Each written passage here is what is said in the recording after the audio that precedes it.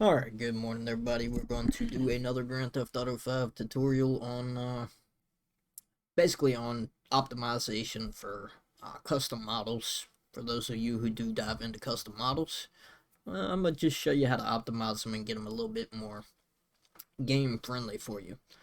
So without further ado, we can go ahead and jump into this and I'll show you everything that you're going to need. Alright, so to do this, the first thing that you will need, and I'm not going to say it's a must, but it is a extremely helpful application, and it does wonders. It's going to be InstaLOD. It is a free application. You can get a free seat license to it. You do have to be approved for the free seat license, and it does take quite some time to be approved for the free seat license. Before I did get approved for InstaLOD, I was using Polycruncher. Right here. It does sort of similar, but this is much more powerful and much more accurate. And I'll dive into it and show you exactly what I mean with two examples. We'll start off with the beach statue here. So let's load up InstaLOD. Well, you know what? I think these are already rendered. No, this is Neptune. He's already rendered. Tell you what, I'll grab another one real quick. I'm gonna just pop the display screen up there for you. I don't want nobody seeing the internals of my computer. Not because I got anything on it that I shouldn't, but because I'm currently in the middle of a project for a known mod. So I don't want people to be peeking, so to speak. Alright, so let's grab, let's grab Caesar. I'll put him on the desktop. Alright, so we got Caesar here. Let's go ahead. We got InstaLOD loaded up. This is InstaLOD. This is the application. You can do the standalone application, which is what the Studio XL is, or you can integrate it through 3ds Max, Blender, Maya, whatever the case may be. I typically don't mess with it inside of here, just because I like the actual standalone application a little bit better. Alright, so let's get into this. Here we got a piece of modern art from a museum. So here's our source file. This is just for testing purposes here for you guys. Let's drop him in, and I'll show you exactly how powerful this application is. Alright, so he's just going to be, looks like he's just going to be the top torso. So, just go ahead and swing him around. Looks like whoever done him didn't do the 3D scan very well. But that's alright.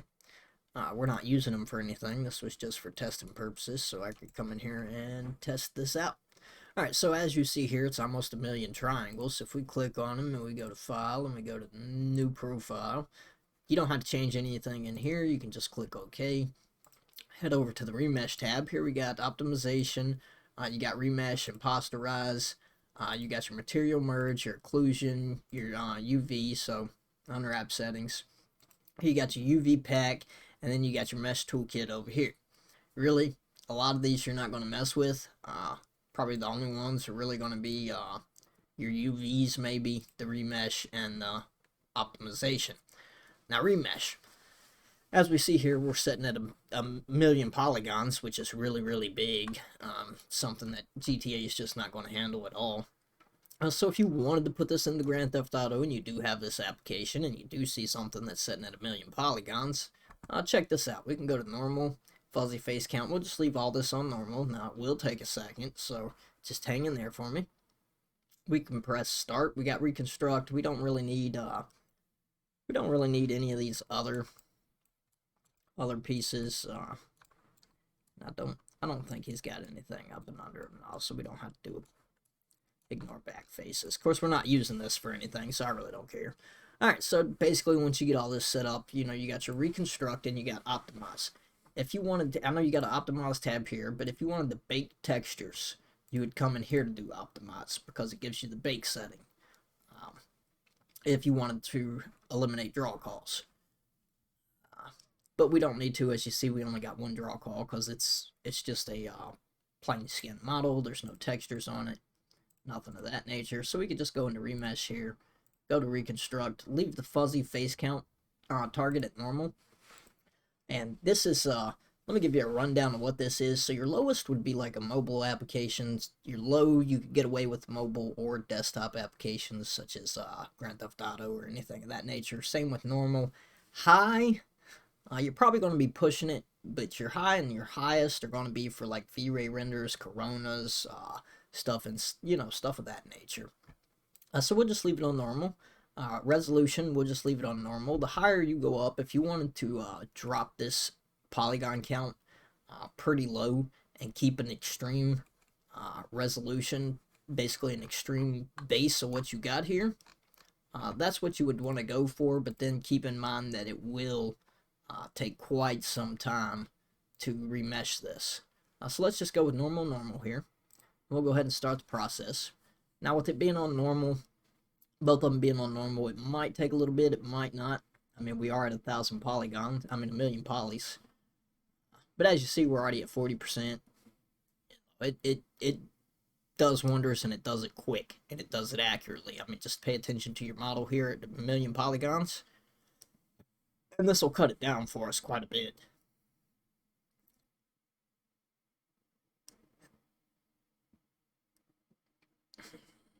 So we're already at 90%, and it's taken all of maybe 40-50 seconds.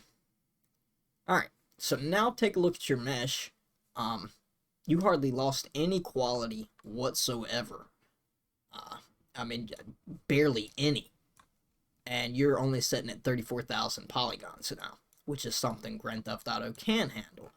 So if essentially you wanted to put something like this in Grand Theft Auto, you could then take that 34,000, come over here to the optimization tab, add your LODs. So this is what this right here is. So for example, you would do LOD 1.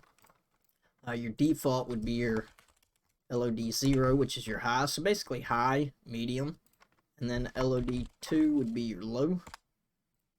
Alright, so to do the LODs, this is what you call an embedded chain of LODs. And it's something that Grand Theft Auto handles really well. I'd rather do an embedded LOD than having the game shader LODs take over. I'd rather do embedded LODs just because it helps performance a little bit better. So let's just crank this up to 100% of triangles, and what that's going to do is for LOD 1, or for LOD 0, I'm sorry, for your high, it's going to use the total of the 34,066 polygons. Your LOD 1, we can leave at 50%, so it'll use 50% of that 34,000, and LOD 2, we can probably crank this down to about 15%. So it'll use 15% of that 34,000, and then you just simply press start. Now this here is going to pop up if you've done your remesh. It's going to say the scene has already been processed. Which mesh data do you want to use for processing? You don't want to use unmodified because there's nothing here that's been unmodified. You want to use the process data. So everything here that's already been processed, you want to go ahead and use it.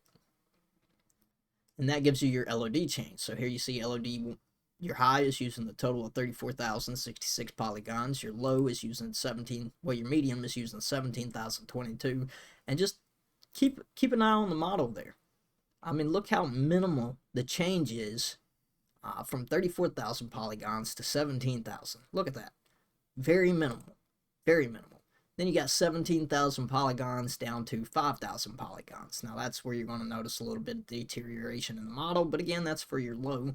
And 5,000 polygons on a low to still have this much high quality, even though you can see right here it's kind of breaking. That's pretty amazing. This right here is going to make modeling and game creations and stuff just a breeze when this application really goes mainstream and hits more predominant companies. If they're not already using them. I mean, I know there's a couple out there that already use this program just because of how powerful it is. And I mean, as you see right there, we optimized, and well, we first remeshed, which remeshing can take anywhere from 2 to 3 days to a full week or more if you're doing this by hand. And that's not even doing your optimization. So that's not creating your LOD chain, which can take another few days. So what you essentially could do in about 2 weeks times, we done in about 5 minutes, if that. So there's the first example. So let's just go ahead and delete all these LOD chains here. Let's delete. We can just go to File, New Scene, yes. All right. Now for another one here, and this is what I was talking about mod-wise that I'm working on. I am teaming up with Badass Baboon over at V Definite Edition. So let's and I think these are already pretty much rendered. So again, let's grab another one, shall we? Let me throw my pause screen back up there for you, because again, I don't want, actually, you know what? No. I don't even need to do that, because it's right here. BDE multi-tree.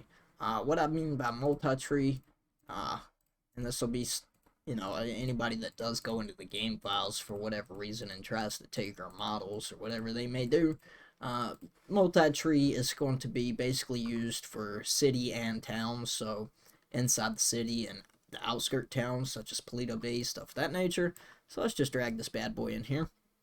And as you see, we're sitting at 80,810 polygons. Now, that is a little too high, again, even for Grand Theft Auto. But look at the detail, right? Look at everything. Keep that in mind. Keep that noted. Look how clean, right? Alright, so what we're going to do with this one is we don't need the remesh. So what we're going to do is just go to New Profile, yes, okay. What we can do with this one, since it's already sitting at 80,810, I mean, that's pretty good for that high quality of a model we got there. We could take this and we can drop in here to absolute triangles, and we'll just say 60,000 because Grand Theft Auto, if you've looked at their highest trees, they're at 60-some thousand with an embedded LOD chain. So I know that the game itself can handle this. So let's drop that down to absolute triangles to 60,000. Let's go ahead and start that. And as you see, it dropped it down to 50-some thousand triangles, and it didn't diminish quality at all. At all. You know, you got a little bit up here that might have got diminished very, very seldom, but it's so minuscule that you can't even tell. So at 58,000 triangles, we then can start our LOD process. So LOD 1 and LOD 2. We'll just leave this as LOD 0. And it's the same process again. Go back up to percent triangles. You want your high to be using 100% of those triangles, just like the last one. The medium, we can go down to 15% of those triangles, and LOD 2, let's drop that down to 15% of triangles. Okay, and then we're just going to go to start, and the same thing. The scene has already been processed. Which mesh data do you want to use for processing? The process data. Done. Already, that quick. Then you have your LOD chain right here. Again, LOD 0, your 58,000 polys. LOD 1, your 23,000 polys. So this will be your medium, and LOD 2 is going to be your low at 8,000 polys. Pretty good optimization, pretty quick optimization. It does everything that you need it to do, and keeps everything pretty much intact. Now, keep in mind, when you see this low, you're going to be so far away from it that you're not even going to be able to tell that it's missing anything. Then as you're getting closer, it's going to start kind of popping in here, and you're still not going to be able to tell that you're missing this stuff. And then when you get right up on it, boom, you got it right here. And if the creators, whoever puts these in game, if they know how to do the embedded LOD chain and they know how to set the LOD values inside the mesh, then you shouldn't really be able to tell anything of pops-ins or anything of that nature. So that's that. Very easy, very simple, nice little application. It does wonders. If anybody has any questions, concerns, or anything of that nature, you're more than welcome to contact me. You can leave a comment down in the link below, or a comment down in the comments below, I'm sorry. And I can link you to my Discord or anything of that nature if you have any questions or anything of the sort. But that's how that's done. It's very easy, very quick. It cuts down a lot of this modeling time in half. Probably more than half, to be honest with you. So if anybody's interested in this, I can tell you how to get it. I can tell you how to go about installing it, stuff of that nature, especially if you want to install it in, say, 3ds Max here. Because it does help from having to go from, you know, into each application separately. But again, I like the visual here better. I mean, I could do it inside of here and it's the same process. But I'd rather do it inside of here.